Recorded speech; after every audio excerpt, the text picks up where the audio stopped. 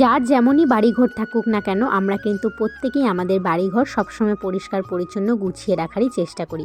তবে তার মধ্যেও এমন কিছু কিছু কাজ থাকে যেই কাজগুলো আমাদের সবসময় করে ওঠা হয় না, তবে বছরে ২ বার বাধ্যতামূলকভাবে করতে হয়, না হলে নিজেরই ভালো লাগে না। এক তো দুর্গাপূজা আর এক পয়লা বৈশাখ। ঘরের সমস্ত কিছু পরিষ্কার পরিচ্ছন্ন তো থাকেই, কিন্তু এই যে আমার খাটের সামনের যে জানালাটা আছে এটা একদমই আমি পরিষ্কার রাখতে পারি না, কারণ সবসময় পর্দা দিয়ে ঢাকাই থাকে আর জানালাগুলো খোলাই যায় না। যেহেতু একদম খাটের ডিজাইনটার পেছন দিকে হাতটাও আমার ঠিকঠাক মতো পৌঁছায় না, খুলতে গেলে ভীষণ অসুবিধা করে খুলতে হয় আর কি। তো আজকে ভাবলাম যে যেহেতু সামনে পয়লা বৈশাখ চলে আসছে তাহলে এই জানলাটা একটু পরিষ্কার করে ফেলি। তো জানলাটা পরিষ্কার করার আগে আমাকে এই যে সামনে ড্রেসিং টেবিল আছে এটাও সরাতে হয়েছে, আর ড্রেসিং টেবিলের পেছনে তো সবসময় হাত যায় না, তাই দেখো এর পেছনে কতটা পরিমাণে ঝুল জমে গেছে।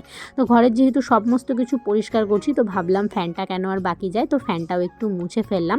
আর আজকে কিন্তু সকালবেলায় আমি ঘুম থেকে উঠেই পর্দাগুলো ধুয়ে দিয়েছিলাম। তো এখন অনেকটাই বেলা হয়ে গেছে, তাই পর্দাগুলো একদম শুকিয়ে গেছে ঘর পরিষ্কার করতে করতে। তো পর্দাগুলোও টাঙিয়ে ফেললাম। আর জানো তো 4টা দেওয়ালের মধ্যে আমার ঘরে কিন্তু পুরো 2টো দেওয়াল জুড়েই কিন্তু জানলা, যদিও এক পাশের দেওয়ালের জানলাগুলো খোলা যায় কিন্তু কারখানার জন্য ঠিকঠাক পুরোটা খুলতে পারি না, আর এক পাশে তো খোলা যায় না। তো দেখো আমার পুরো টাঙানো হয়ে গেছে পর্দা। এখন কেমন লাগছে ঘরটা অবশ্যই কমেন্টে জানিও।